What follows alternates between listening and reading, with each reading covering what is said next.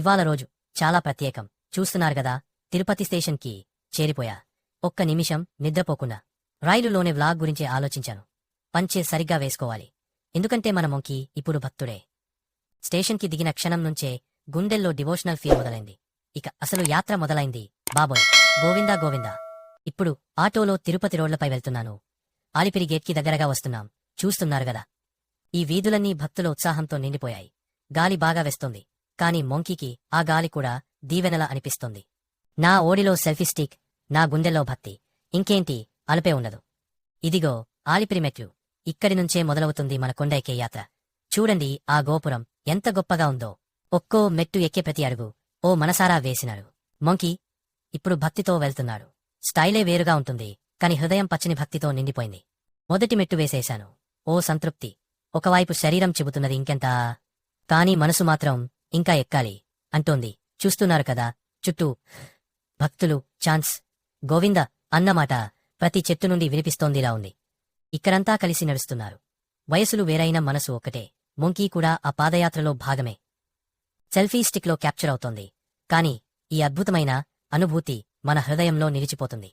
ప్రతి అడుగులో ఓ భక్తి, ప్రతి ఊపిరిలో ఓ శ్రద్ధ. ఇక్కడ ఒక చిన్న గుడిలో కర్పూరం వెలిగించాను. ఆ చీకటి మధ్య వెలిగే కాంతి మన మొంకీ ముఖాన్ని కాంతివంతంగా మార్చేసింది. ఈ క్షణం కోసం ఎన్ని మెట్లు ఎక్కామో, కాని ఇప్పుడైతే భక్తిలో తేలిపోతున్నట్టు ఉంది. తిరుమల ప్రవేశద్వారం. గుండె ఉక్కిరి బిక్కిరి అవుతోంది. బయటనుంచి చూస్తే ఓ దేవస్థానం, లోపలికి వస్తే మనస్సు భగవంతుడి మందిరమవుతుంది.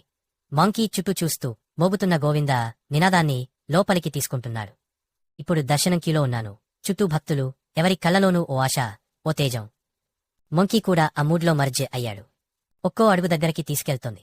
స్వామిని దర్శించబోయే ఆ తీపి ఆలోచనలో మునిగిపోతున్నాను. ఇప్పుడు ఆలయం లోపలికి వచ్చాను. వాతావరణం అద్భుతంగా ఉంది. ప్రతి మూలన ఓ కథ ఉన్నట్టు అనిపిస్తోంది.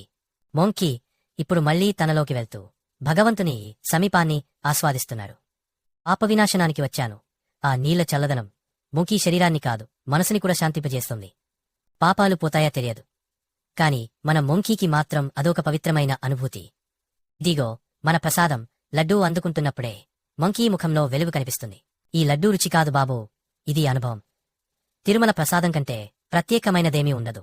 ఇప్పుడు తిరుగు ప్రయాణం మొదలవుతోంది. మొంకీ వెనక తిరిగి చూసి చివరిసారి గోపురాన్ని చూస్తున్నాడు. గుండెల్లో ఓ మాట, మళ్ళీ వస్తా స్వామి, గోవిందా అని పిలిచే ప్రతి శబ్దంలో మొంకీ స్మృతులుగా మిగిలిపోతున్నాడు. ఈ మంకీ వ్లాగ్ నచ్చినట్లయితే మన మినీ మాస్ ఛానల్ సబ్స్క్రైబ్ చేయడం మర్చిపోకండి. ఓకే బాయ్, మళ్ళీ కలుద్దాం.